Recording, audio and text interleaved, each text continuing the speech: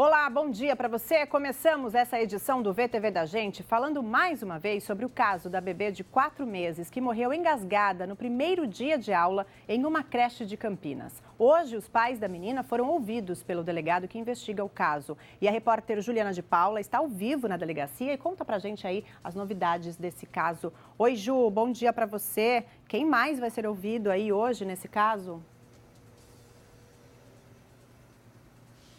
Oi, Ivan, bom dia. A gente continua acompanhando essa história, essa fatalidade, né, em relação a essa criança aí de apenas 4 meses, Emanuele. Estamos aqui, sim, na sala do delegado, doutor Hamilton Caviola Filho, que está à frente desse caso. Hoje, pela manhã, ele ouviu a mãe da criança, o pai não prestou depoimento, até porque ele não estava na cidade quando tudo aconteceu. Então, a mãe foi ouvir um depoimento que durou cerca de 2 horas, acabou agora há pouco, e a gente vai conversar com ele para saber quais são os próximos passos, né, dessa investigação e também quem mais, como você perguntou, Vanessa, será ouvido a partir de agora. Doutor, bom dia. Bom dia.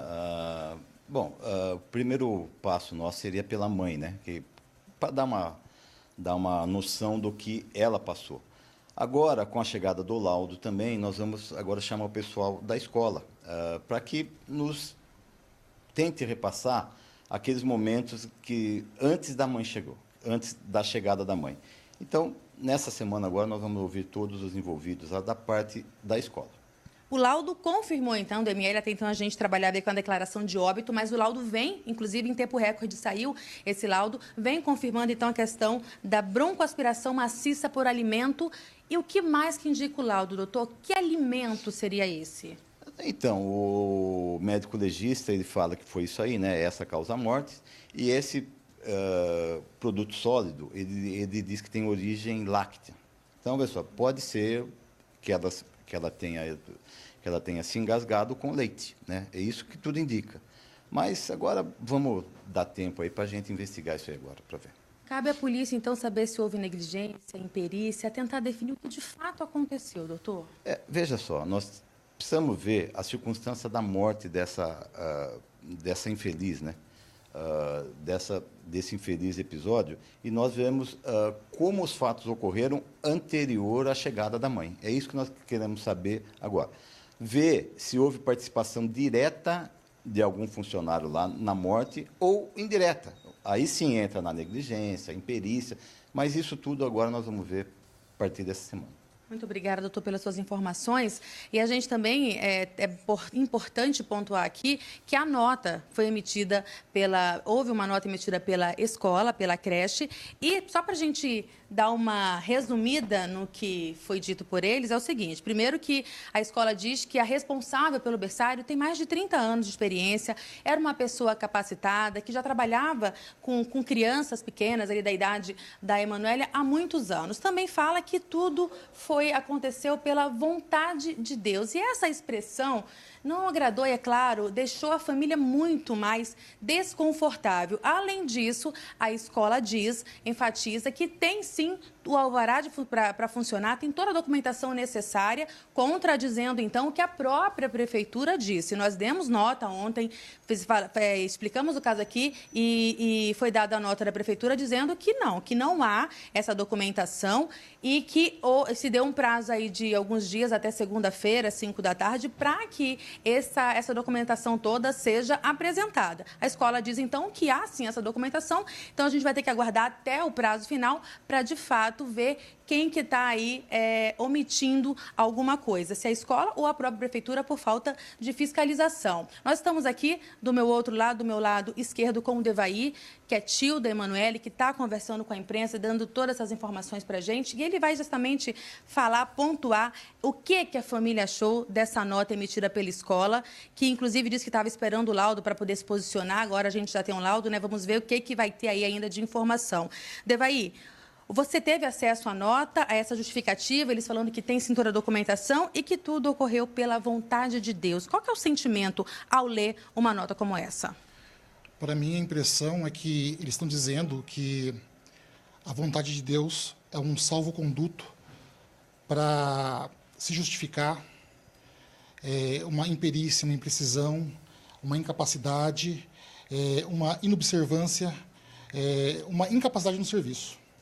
A impressão para mim é que eles estão dizendo que eu posso matar uma pessoa e aquilo é a vontade de Deus. A vontade de Deus, eu acredito, não é salvo-conduto para a nossa imprudência, imperícia, incapacidade, falta de vontade e crime. E por isso que a família, então, permanece e pretende, sim, dar sequências ao inquérito, a essa investigação? Vocês fazem questão disso? Com certeza. Ninguém quer sair caçando bruxa. Nós entendemos que fatalidade acontece, mas não houve nenhum contato da escola, não nos procuraram, não se colocaram à disposição para nada, nós não queremos dinheiro nenhum. Eles estão mentindo. Essa nota aí é uma nota que acaba agredindo as autoridades e a família, porque é uma nota ridícula, né? Chama todo mundo de idiota, né? É um desrespeito até com a população. Muito obrigada, Edevair. Conversamos também com o José Maciel, pai da Emanuele, minutos antes dele entrar aqui para conversar com o delegado, para acompanhar a esposa no depoimento, e ele falou exatamente que o que mais deixa a família indignada é que foram dadas todas as informações necessárias para evitar que acontecesse essa fatalidade. Foi dito que a criança tinha a questão do refluxo, foi inclusive, eles deixaram um travesseiro especial para que a criança não tivesse esse refluxo. E pelo que o próprio pai disse, nada disso foi utilizado. Vamos acompanhar o que ele disse à nossa reportagem. Pode rodar. Eu visitei a escola antes com a minha esposa e falei isso, né, que a minha menina ela não era só peito, né, e a gente eles nos orientaram a levar o leite, né, extrair o leite, e a minha esposa tomou cuidado de escolher a creche por conta da proximidade do trabalho dela. E, enfim, no dia que ela levou a menina, ela levou todos os materiais e falou que a menina tinha refluxo, que era para colocar no travesseirinho, levou o travesseirinho, levou tudo bonitinho. E então todo o cuidado foi tomado, toda a orientação foi dada com relação aos cuidados que teriam que ter com a minha filha, né? E minha filha foi embora. Minha filha estava bem saudável, sorridente, não dava um trabalho, não dava nada, hein?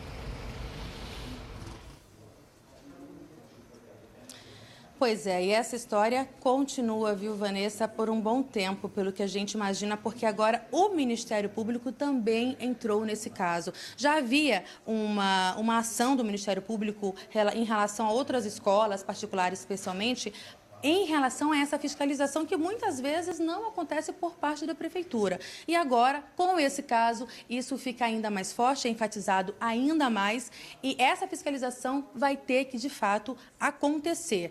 Porque, para evitar que outras situações terríveis, como essa que a gente acompanhou e está falando aqui da Emanuele, aconteçam, né? Então, a gente vai continuar assim acompanhando esse caso, muita história, pelo jeito, ainda vai aparecer, muitos depoimentos, e a gente vai continuar aqui observando em cima, porque, de fato, a gente sabe que essa fiscalização tem que ocorrer, né, Vanessa? Pelo menos uma fiscalização para receber crianças, para ter essa atividade. É o mínimo que a gente espera, pais, mães esperam, é que você deixe o filho numa creche, uma escolinha, e quando você volte para buscar, você tenha seu filho exatamente como você deixou, né? A gente continua nesse caso, então, acompanhando, e qualquer novidade a gente traz aqui no VTV da gente. Eu volto com você aí no estúdio.